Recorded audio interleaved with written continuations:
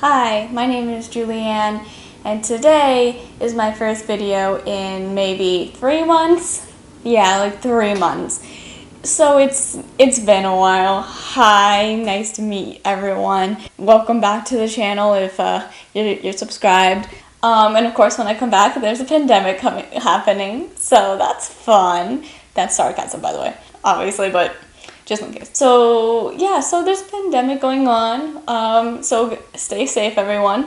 And in the meantime, I'm going to talk about some movies that I thought was interesting. The first movie I wanted to discuss was Parasite. I know everyone knows about this movie now. I personally really loved it. I watched it not the day it came out, but that weekend. Maybe it was Monday, but it was around the time it had just come out. I saw the trailer. I was really interested in the trailer. It didn't tell you much, but it was just enough to convince me to watch the movie, and it didn't feel like it was spoiling anything from what I remember. It's that perfect trailer for me, where it just gives you just enough to intrigue you but doesn't actually spoil the movie, because some trailers do that for some reason, which I don't understand.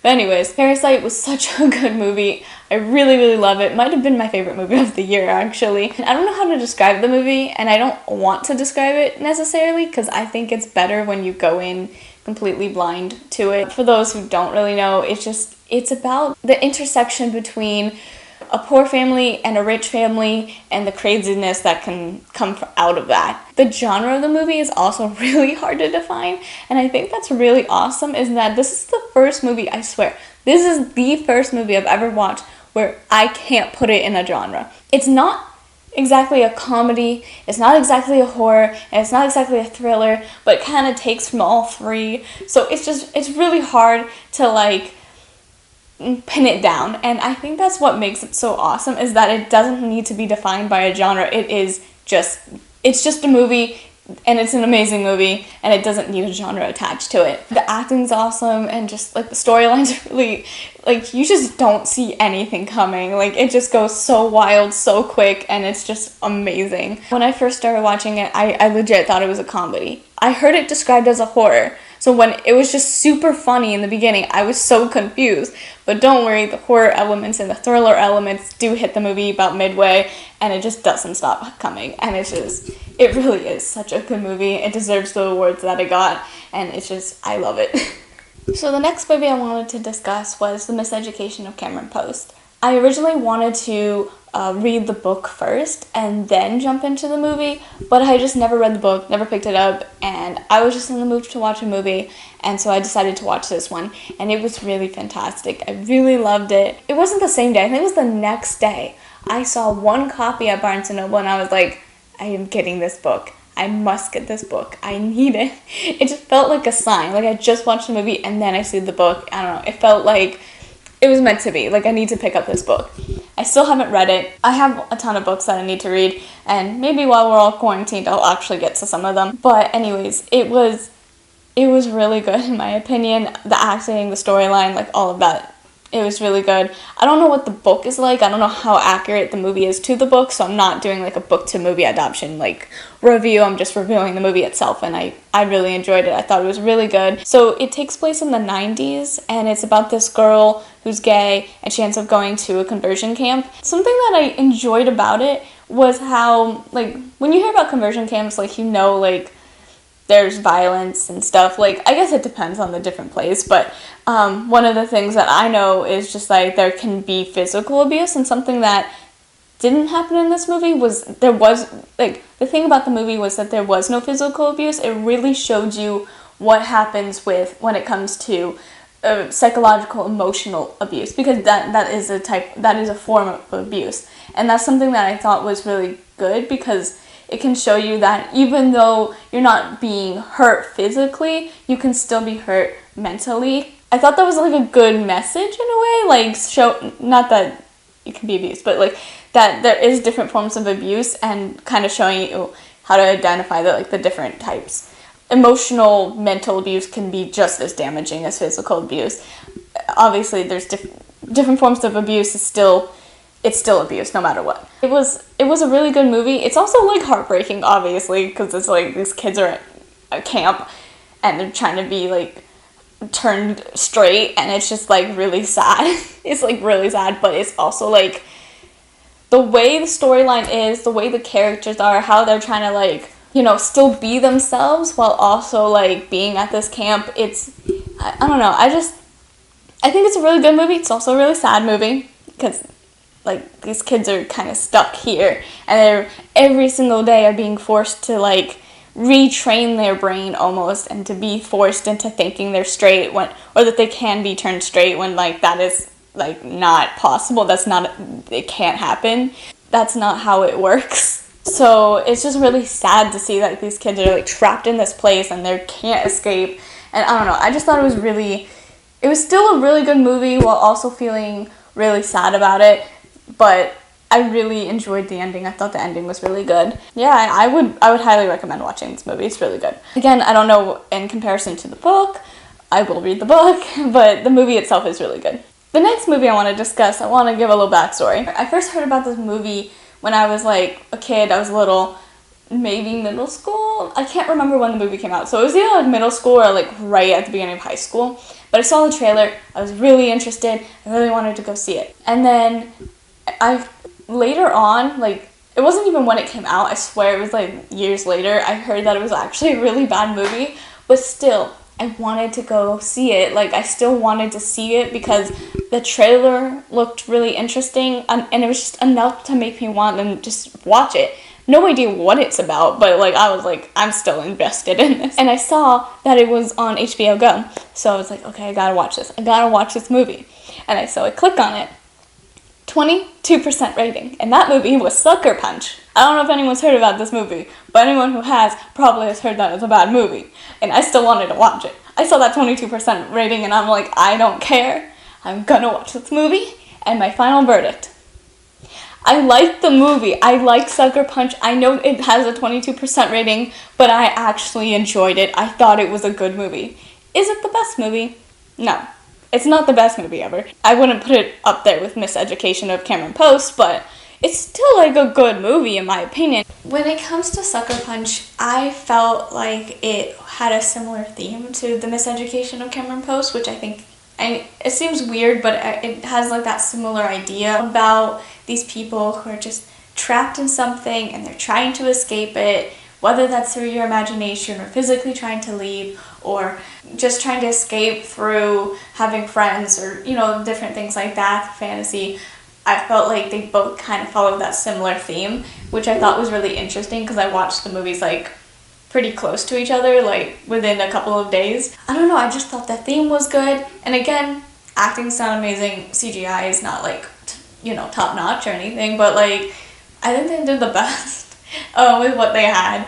Vanessa Hudgens is just randomly in this. Poe from Star Wars is in it. I guess this is from before he was famous. And there were some other people there that looked really familiar. I could not place them. It's such a weird movie. It is a weird movie. The main character, baby doll, might be baby doll. Everyone has like a weird name. Anyways, like she ends up in this asylum, and she has to, and her goal is to escape. So she has this mission to escape. The whole movie is basically in her head, like an imagination thing. A lot of stuff that happens in the movie is not actually happening, but it's interpreted into her brain. You know, like how like you have a dream and something from your real life kind of like bleeds into it. So it's like that. For example, this one guy has a lighter with a dragon on it, and later in the movie there's like an actual dragon, but it's like all in their head. It's not like the dragon's real. So that's kind of like how it gets interpreted. You know, like stuff from real life gets thrown into her imagination, and it's part of her plan of escape. And she has to escape in 5 days, basically. And so she gets her and a group of other girls all together to escape. And I don't know, it's really good in my opinion. But I know other people, I don't know if I should even recommend this movie because obviously not a lot of people enjoyed it. But if anyone out there has actually liked this movie, just let me know, because I don't know, I just thought it was such an interesting storyline. I like it for reasons that it's really hard to put into words. But it's like these girls or like these women who are trapped in this thing, and the only way to escape is in their minds. Like, they can't physically leave, but at least they still have their brains, they still have their minds, and they can still, you know, try. And that's something that I just thought was really good, a really good, interesting theme of the movie, of how, like, even though they are trapped, they're still not completely trapped. Like, I got really emotional at the end. I was actually, like, legit crying at Sucker Punch. I literally cried at the end because it was just so sad, but it was also, like, really good at the same time. It's like a bittersweet kind of story, and I actually enjoyed the ending. I actually thought it was good. I thought it was, like, the best way to end the movie. But honestly, I would recommend it if, like, I don't know, if you watch the trailer and you think you might like it, just go into it knowing everyone else hated it, so lower your expectations, I guess. But I genuinely liked it. I might actually watch it again. It's so hard to put into words what I liked about it, but it is just the fact that these women can't escape, but the fact that they can escape in their minds, it really, I don't know why, but it, like, spoke to me in a way. Maybe because I'm a writer. I mean, I haven't been trapped in an asylum, so it's not, like, you know, one-to-one comparison, but, like, I understand, like, using your imagination to kind of escape a situation, reading books, you know, that kind of stuff to escape situations. I guess it spoke to me in that way, like, using your imagination to escape something, or using it as a way to cope. Like, I don't know, I think that's just, like, that really spoke to me, and that's maybe why I really liked the movie, even if it's weird, and it's kind of hard to follow, but I still liked it. And I just thought it was really interesting. So the next movie I wanted to discuss is also kind of sad. Why am I watching all of these sad movies? What the heck? Anyways, so The Portrait of a Lady on Fire is a French movie, and I wanted to see it when I saw the trailer before Parasite, but when I went to go see Parasite, it was the trailer before the movie. There was something about that trailer where I was like, I'm in for it. I want to watch this so badly. So I finally actually got to watch it. I want to preface this by saying I really enjoyed the movie, but oh my god, it felt like 10 years. Like, it's 2 hours and it felt like 4. Like, it's a very, very slow movie. So I feel like you have to be in a particular mood for it and just go in knowing that it's a very slow-paced movie. I actually really enjoyed it, even though the ending is sad. All of these endings are, like, bittersweet kind of endings. And it does take place in, like, I don't even remember, like 1700, something like that. And it's about these two women who are in love. So, you know, it's going to be kind of a sad ending just because it's the 1700s and they're gay. So it's like, you kind of know how the movie's going to end. But I really liked it. I enjoyed the movie a lot. I don't know if it's a movie I could watch again, but I did enjoy it. I like their take on the Orpheus mythology. That part I really liked because I love Greek mythology. You can't see it, but my Percy Jackson shelf is up here. But I really do like Greek mythology, so I did like their, like, reimagining of it. So that was interesting. I would recommend going to see it. But I would just, like, I feel like you have to be, one, already interested in it, know that it's slow paced, that kind of thing, and then it's a sad ending. But I would still recommend it if you're interested. The next movie I wanted to discuss, and for the next two, they're both animated kid films, but one of them that I want to discuss is Spies in Disguise, and that one also has, like, a little story. So I was with my friend at Starbucks, and we were talking and everything, and we're like, okay, what else can we do besides go get coffee? And we're like, let's go to the movies. This is before the pandemic, guys. So we're like, let's go to the movies, and the movies is pretty close. So we looked up what movies are playing. None of them seemed interesting, except that we both wanted to go see Spies in Disguise. And so we're like, you know what? We're just gonna go see this movie that starts in, like, 5 minutes, and we get to the movie theater. I think the trailer's we're starting at that point, and I loved it. I am pretty sure I cried at least once. I get emotional at these movies. I don't know what it is, but sometimes these animated films they hit you. They really do. I really like Spies in Disguise. I thought that, like, I don't know, it's just such a good movie. It's been a, you know, hot minute, so I'm trying to, like, remember, you know, like, all the stuff that I liked, but I like Tom Holland. I love how Tom Holland just plays himself in every movie. It's just the same character, basically. I like the chemistry between him and Will Smith. I don't remember their actual names. I just remember their actor names. But I really liked their interaction in the movie, how they grew. For those who don't know the premise, it's about how Tom Holland accidentally turns Will Smith into a bird, into a pigeon to be exact, and then they have to save the world. And I actually really liked, okay, with Tom Holland, he creates all these inventions that are meant to not hurt other people. Like, it's supposed to be kind of like they're weapons, but they're non-violent weapons in a way. If you watched Mystery Men and you know the inventor, that dude who creates all the weapons that aren't meant to be like violent kind of weapons, that's it. That's Tom Holland, except that he's like way more goofy and adorable. I would recommend it. The next movie I want to discuss also had Tom Holland, and it also starred Chris Pratt. So they both had Spider-Man and Star-Lord, wait, is that his name? Whatever, in the same movie. And it is Onward. Okay, between this and Spies in Disguise, Onward is clearly my fave. Oh my god, Onward is so amazing. I think about it constantly. I want to go back and watch it again. Maybe not now in the theaters, but if I can watch it online, I will. Actually, I think because of the whole pandemic thing, they're putting movies like on demand or something like that, so I might be able to watch it again somewhere. But oh my god, it's so good. One, it's incredibly funny, so funny, but also so heartwarming. There was a point in the movie where I'm like, oh, I'm only gonna shed a few tears. I'm not gonna like sob. Like, there was a moment where I was like, oh, I guess I'm not gonna cry at this movie.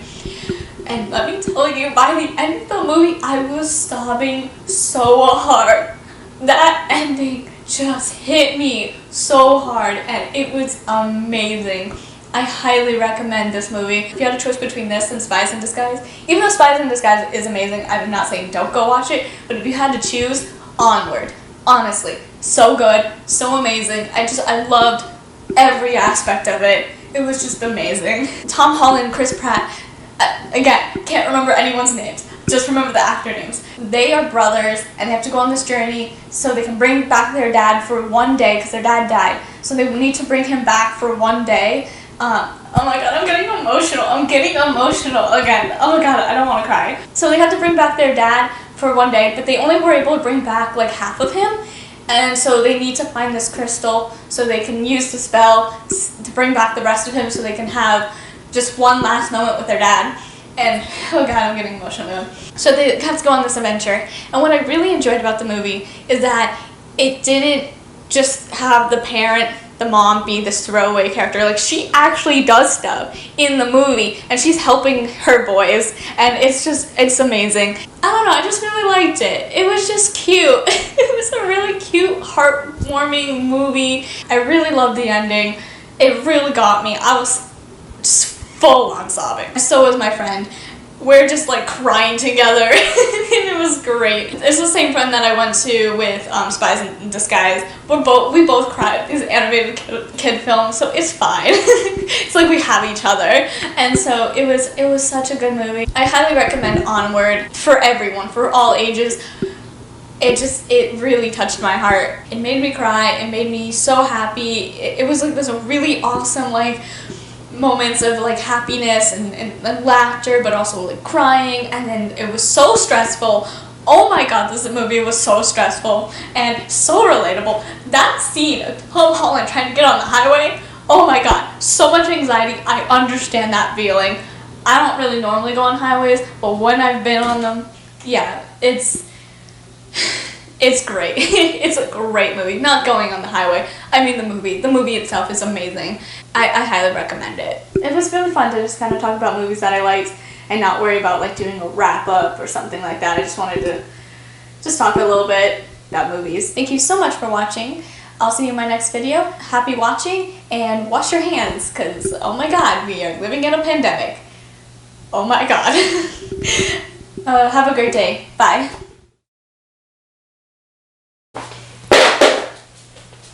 My phone just fell.